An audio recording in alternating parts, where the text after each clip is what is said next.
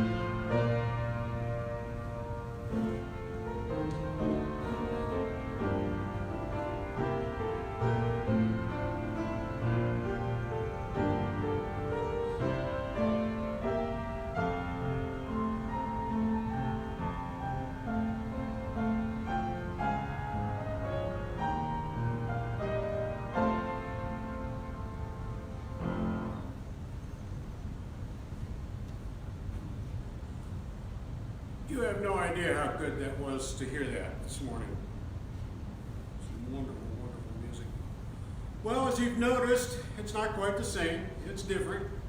There's fewer chairs. They're farther apart.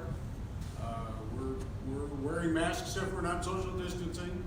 We're doing doing some live feed with the Facebook, and then that gets transferred later today to YouTube. We've actually reached an audience sometimes over 130 people. So it's fantastic, I think.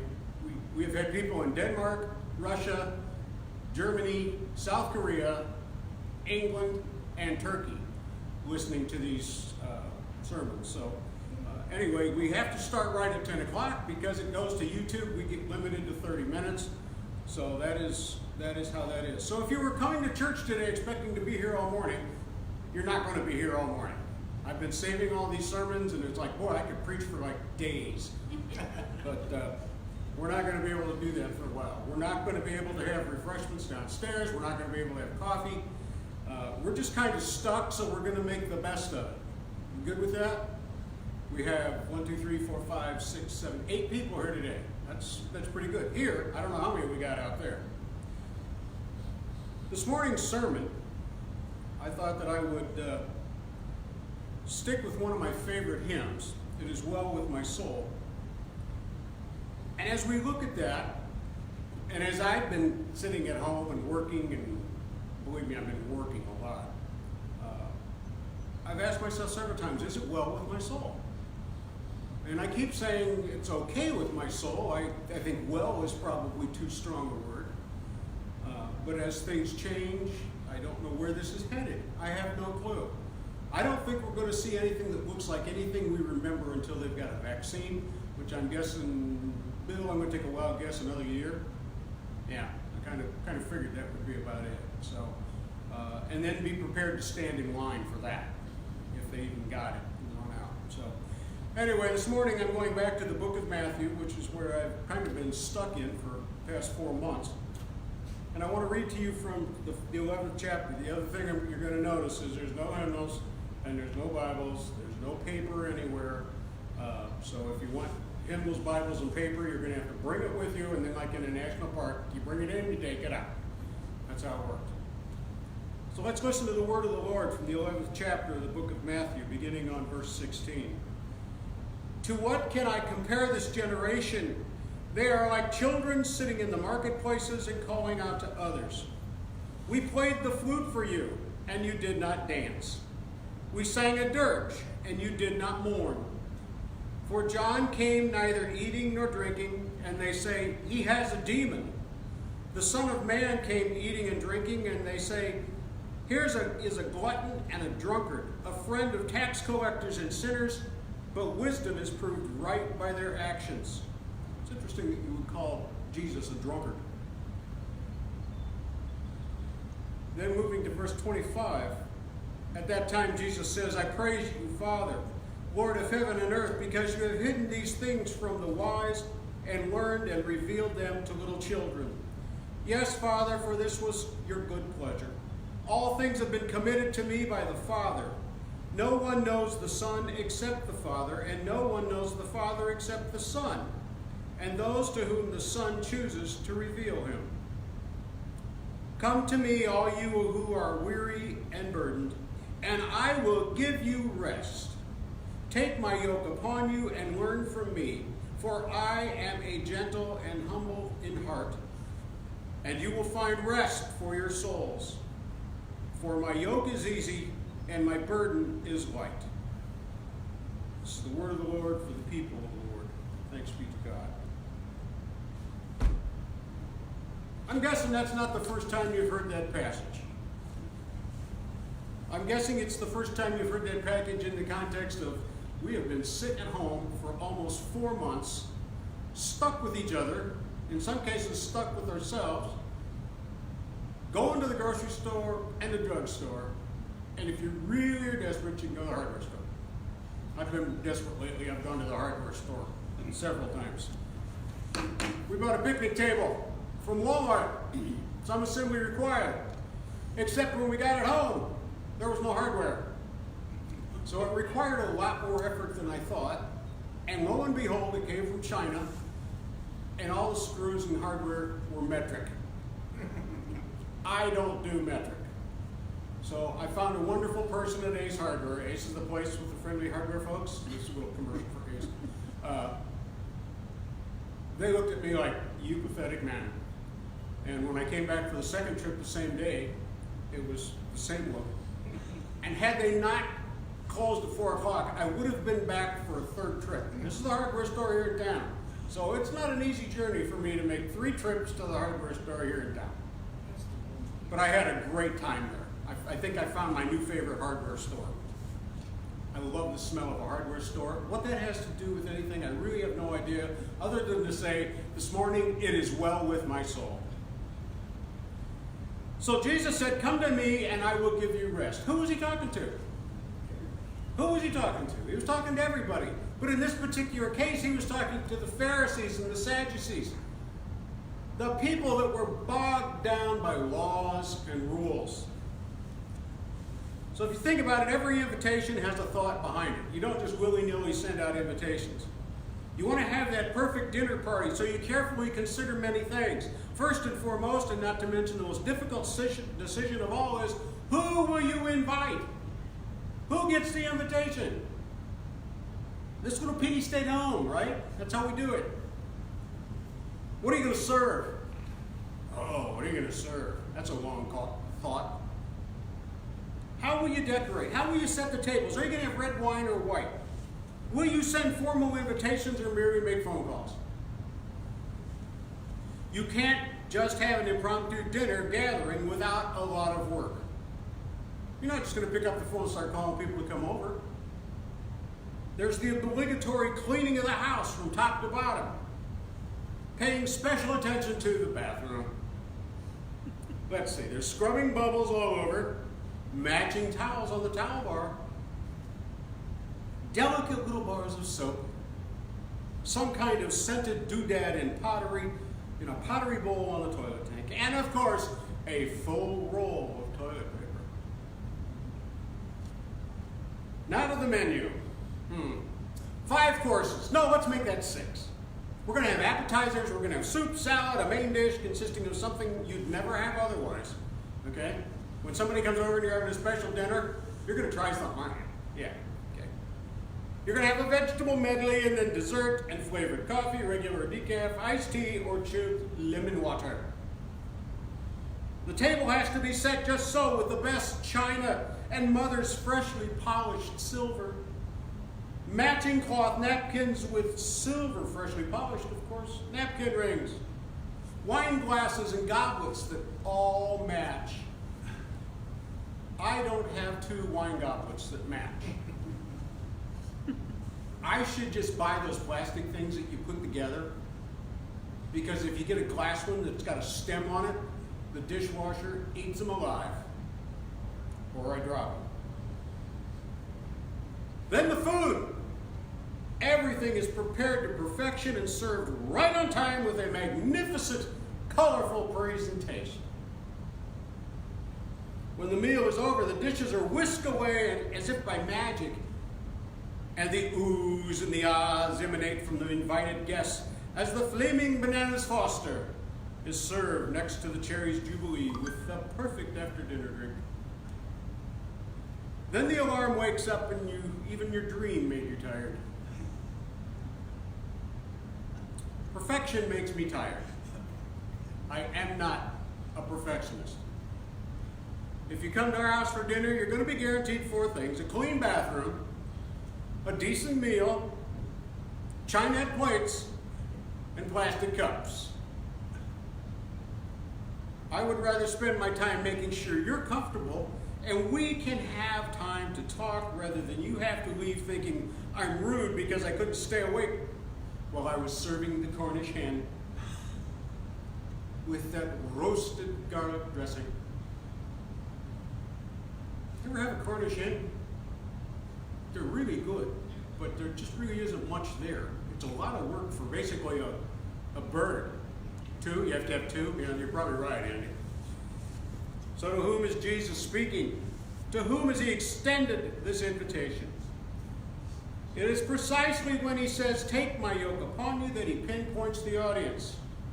It was the rabbis, it was the teachers of the law who could describe the law as a yoke, a working tool to put on the neck of an ox.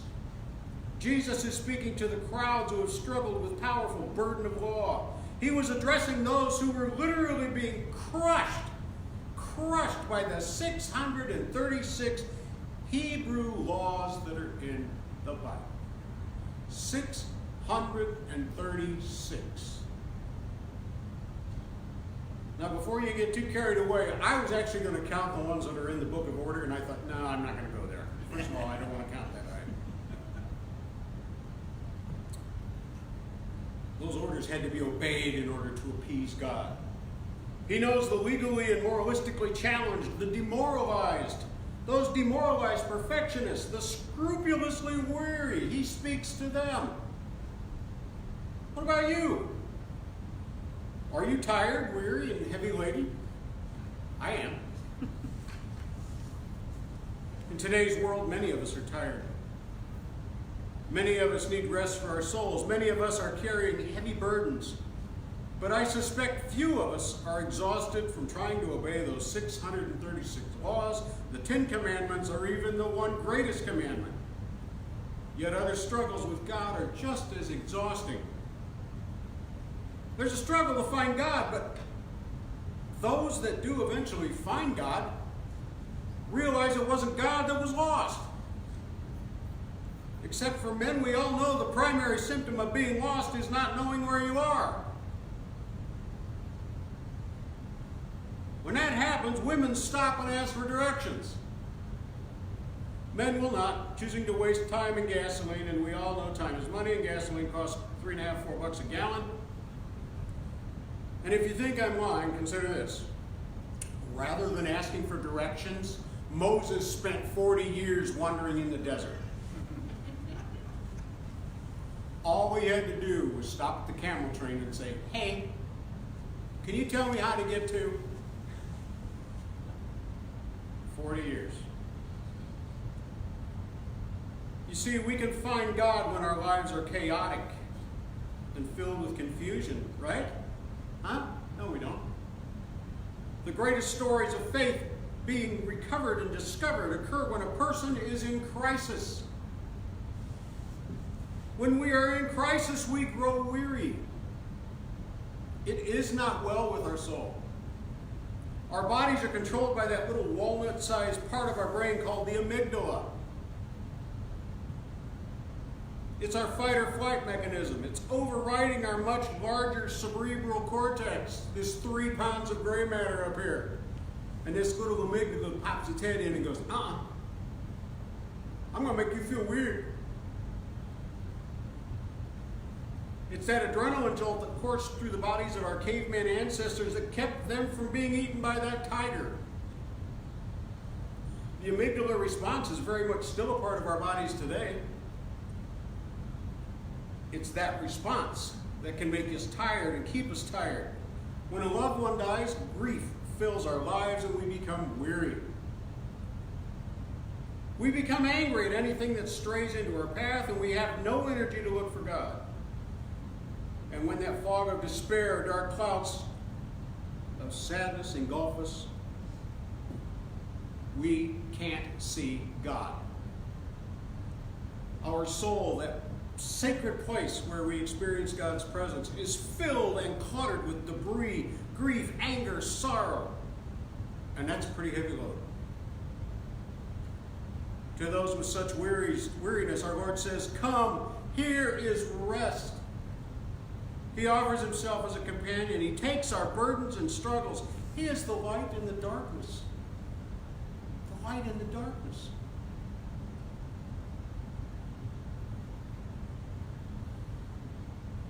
He knows the way home. Jesus speaks to all who struggle. If your inner home never seems clean enough, your kid's not smart enough, your appearance never adequate, Jesus has some words for you. I know you're not perfect. I know full well every ounce of inadequacy you have ever felt, but it doesn't matter. I love you. I am coming to live with you, and I will lift from you the terrible burdens you are carrying. I want you to think back to 1873.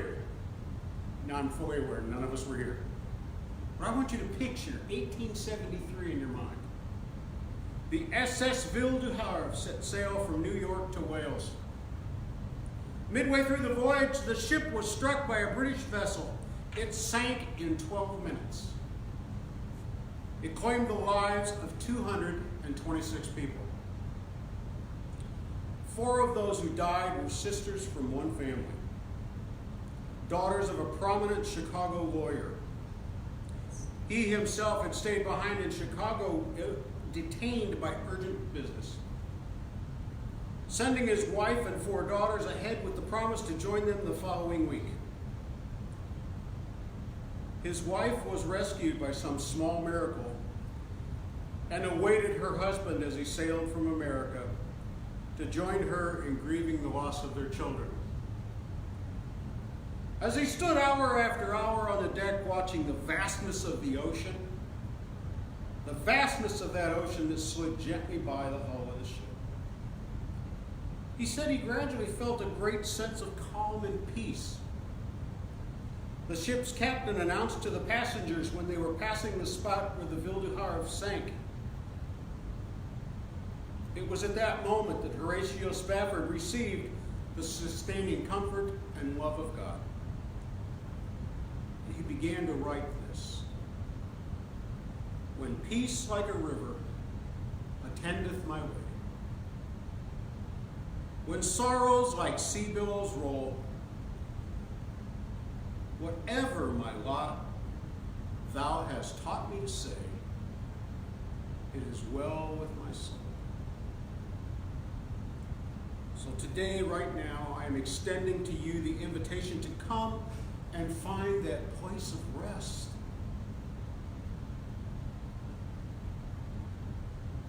No matter what your circumstances, we may all find that place of rest.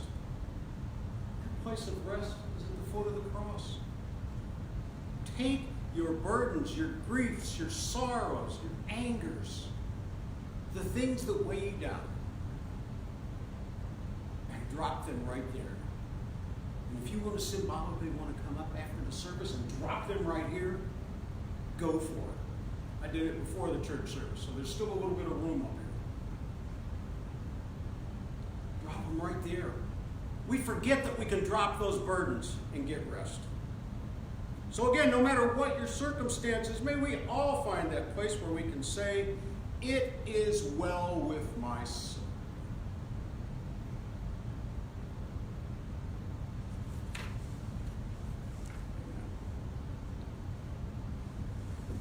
Nancy, would you like to play? Would you like to play? Nancy, Earth to Nancy, would you like to play? Come in, Nancy. I caught her up there. I said amen. I said amen. Okay. That's fine. A patriotic piano. Okay.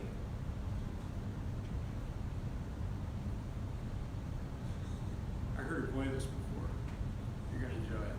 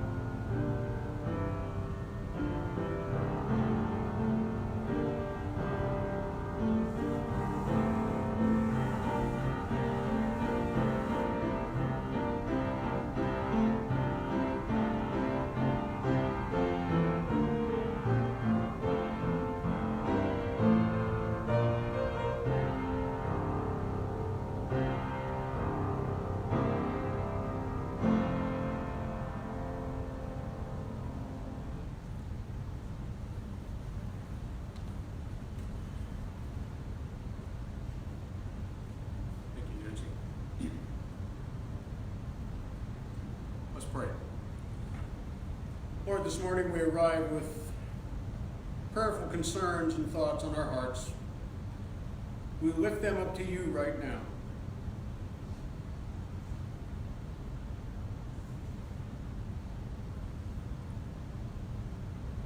We ask that you hear our prayers, that you take our burdens, that you take the burdens of those who are in our midst and those who are in our families, both near and far, and deposit them at the foot of the cross.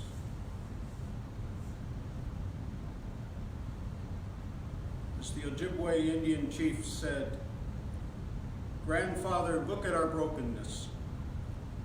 We know that in all creation, only the human family has strayed from the sacred way. We know that we are the ones who are divided, and we are the ones who must come back together to walk the sacred way.